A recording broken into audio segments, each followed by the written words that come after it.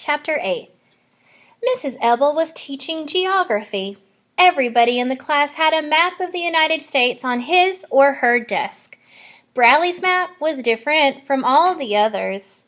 California was above Wisconsin. Florida stuck out of Texas. He picked up his pair of scissors and carefully cut out Tennessee. He was a good cutter. The edge of his scissors never left the black line. He wondered what was happening to Jeff. He knew he was at the counselor's office. He imagined she was doing all kinds of horrible things to him.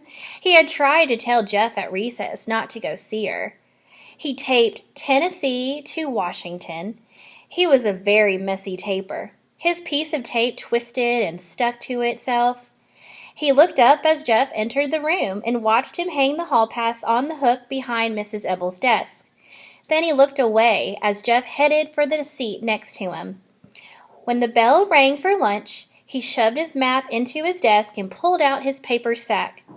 Because of the rain, everyone had to eat inside, in the auditorium. He and Jeff walked there together, sort of. He's walking next to me, Bradley thought, but I'm not walking next to him. The auditorium was hot, steamy, and noisy. Long tables with benches had been set up across the room. "Where do you want to sit?" asked Jeff. Bradley ignored him. He stood up on his tiptoes and looked around the room as if he was trying to locate his real friends. Jeff walked away and sat at one of the tables. Bradley walked behind where Jeff was sitting. I think I'll sit here," he said aloud as if he didn't know Jeff was there. He stepped over the bench and sat down next to him. "Hi," said Jeff. Bradley faced him for the first time. "Oh, it's you," he said. They ate their lunches. "What are you eating?" asked Jeff. "Peanut butter sandwich," said Bradley. As he spoke, bits of peanut butter and bread flew from his mouth. "What about you?" "Tuna fish," said Jeff. Bradley swallowed his food and said, "Ew, I hate tuna fish." "My mother makes it good," said Jeff. "She chops apples in it." "I hate apples," said Bradley. He sucked the last drop of milk through a straw, then continued to suck, making a gurgling noise. Sitting 2 tables away from Jeff and Bradley were 3 girls: Melinda Birch, Lori Weston, and Colleen Varigold. They were talking and laughing about something funny that had happened to Colleen that morning. Colleen, who had red hair and a freckled face, covered her mouth with her hand. "There he is," she whispered. "It's him." "Where?" asked Lori. "Don't look at him," said Colleen. "He's right there, sitting next to Bradley Chalkers." "Bradley Chalkers," said Lori. "I think I'm gonna throw up." "Don't look," whispered Colleen. Bradley stopped sucking on his straw. "What'd the counselor do to you?" he asked. Jeff shrugged. "Nothing." "Did she yell a lot? Was she mean and ugly?" "No, she was nice. I think you'll like her." "Me?" asked Bradley. "I'm not going to see her. I didn't do anything wrong." "She's good at helping you solve your problems," said Jeff. "I don't have any problems," said Bradley. He bit ferociously into a red, delicious apple. "I thought you said you hated apples." "Oh, excuse me, I lost my spot," said Jeff. Bradley shoved the apple back inside the paper sack. "That wasn't an apple," he said. "It was a banana." Jeff's face suddenly changed color, first white, then bright red. "Ooh, I think he sees you," said Melinda. Lori laughed. Colleen blushed. "Come on," said Lori. "Let's go talk to him." She stood up. Lori Weston was a short, skinny girl with long, straight black hair. Melinda got up from the table, too. She was nearly twice the size of Lori. She had short brown hair. "No! Don't go!" pleaded Colleen. "What's the matter?" asked Bradley. Nothing," said Jeff. "So, did I miss anything in class?" "No. Mrs. Ebel gave everybody a map. I got one." "Don't lose it," said Bradley. "Mrs. Ebel wants them back." Two girls were giggling behind them. Jeff and Bradley turned around. "Colleen thinks you're cute," said Lori. Jeff blushed. "Who?" he asked. The girls laughed. "What's your name?" asked Melinda. Jeff blushed again. "Colleen wants to know," said Lori. Then she and Melinda laughed again. "He doesn't have a name," said Bradley, coming to Jeff's rescue. He hated Lori. She had the biggest mouth in the whole school. She was always laughing, too. He could hear her laugh from one end of the school to the other. "Ew! Bradley Chalkers," said Lori, holding her nose. "Lori Loudmouth," said Bradley. "We're not even talking to you, Bradley," said Melinda. "Get out of here, or I'll punch your face in," he replied. "You wouldn't hit a girl," said Melinda. "That's what you think." He shook his fist. Melinda and Lori backed away. "We only wanted to know his name," said Melinda. "And what he was doing in the girls' bathroom," screeched Lori. The two girls laughed and ran back to Colleen. Bradley slowly turned and looked at Jeff, amazed. Jeff sat with his head on the table and his arms over his head. "You went into the girls' bathroom?" Bradley asked. "So what?" said Jeff from under his elbow. "Carla says."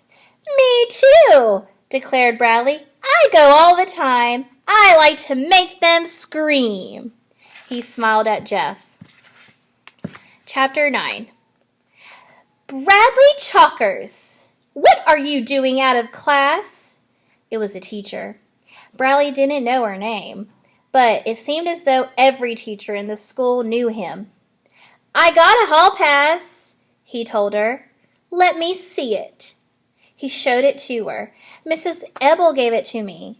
Go ask her if you don't believe me." "Where are you going?" "Library," he said, "to get a book." "Okay, but make sure you go straight to the library. No detours, Bradley." He had lied. He wasn't even allowed to check books out of the library. The door to the counselor's office was open, so he walked right in. "I'm here," he announced. "What do you want?" Carla smiled warmly at him. "Hello, Bradley," she said. "I'm Carla Davis. It's a pleasure to see you today." She held out her hand. "I've been looking forward to meeting you." He was amazed by how young and pretty she was. He had been expecting an ugly old hag. She had sky blue eyes and soft blonde hair. She wore a white shirt covered with different colored squiggly lines, like some kid had scribbled on it. But as he stared at the shirt, he realized that it was made to look that way, on purpose. "Aren't you going to shake my hand?" she asked. "No, you're too ugly." He walked past her and sat down at the round table. She sat across from him. "I appreciate your coming to see me," she said. "I had to come. Mrs. Ebel made me." "For whatever reason, I'm glad you came." "I meant to go to the library," he explained. "I came here by accident." "Oh, I don't believe in accidents," said Carla. "You don't believe in accidents?" That was the craziest thing he'd ever heard. She shook her head. "What about when you spill your milk?" "Do you like milk?" asked Carla. "No, I hate it." "So maybe you spill it on purpose," she said. You think it's an accident? She smiled. He stared angrily down at the table. He felt like he'd been tricked. I don't drink milk, he said. I drink coffee. He glanced around the room. It was full of all kinds of interesting-looking objects. This place is a mess, he said. I know, Carla admitted. I like messy rooms. Clean rooms are boring and depressing. They remind me of hospitals. Don't you get in trouble? Why should I? He didn't know the answer to that, but he knew that if it were his room and it was this messy, he'd get in trouble. I didn't do anything wrong. Nobody said you did. Well, then how come I have to be here? I was hoping you'd like it here, said Carla. I was hoping we could be friends. Do you think we can? No. Why not? Because I don't like you. I like you, said Carla. I can like you, can't I? You don't have to like me. He squirmed in his seat. I was also hoping you'd be able to teach me things, said Carla. You're the teacher, not me. So, that doesn't matter. A teacher can often learn a lot more from a student than a student can learn from a teacher. I've taught Mrs. Ebel a lot, Bradley agreed. Today, I taught her geography. What do you want to teach me? Carla asked. What do you want to know? You tell me, said Carla. What's the most important thing you can teach me? Bradley tried to think of something he knew. The elephant's the biggest animal in the world, he said. But it's afraid of mice. Huh, I wonder why that is, said Carla. Because, said Bradley, if a mouse ran up an elephant's trunk, it would get stuck, and then the elephant wouldn't be able to breathe, and so it would die. That's how most elephants die. I see, said Carla. Thank you for sharing that with me. You're a very good teacher. He suddenly felt like he had been tricked again. He didn't want to share anything with her. He hated her. What else do you want to teach me? She asked. Nothing, he said coldly. You're not supposed to talk in school. Why not?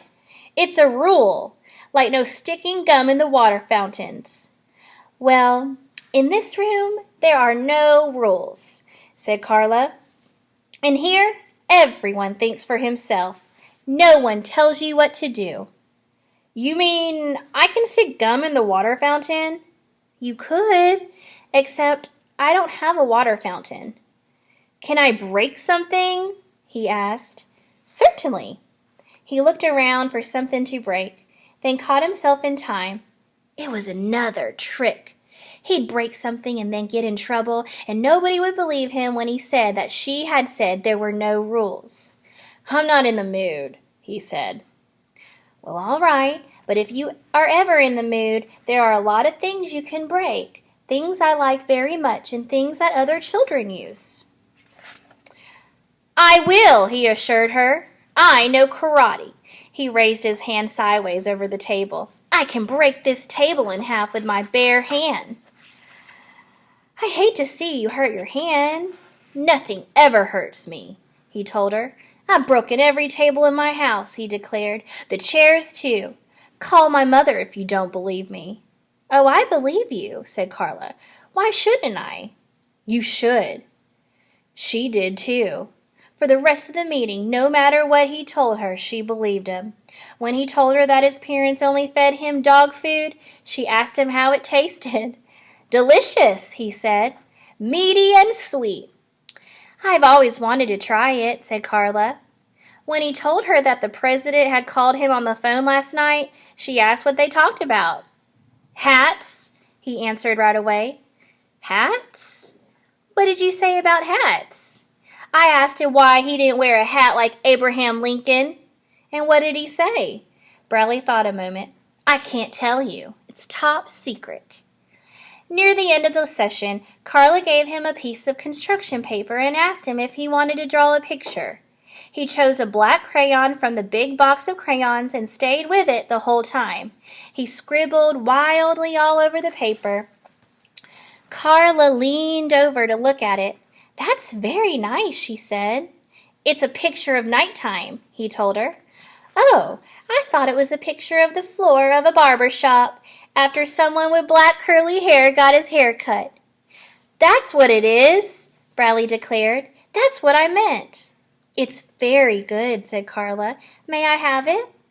What for? I like to hang it up on my wall. He looked at her in amazement. You mean here? Yes. No, it's mine. I was hoping you'd share it with me, said Carla. It cost $1.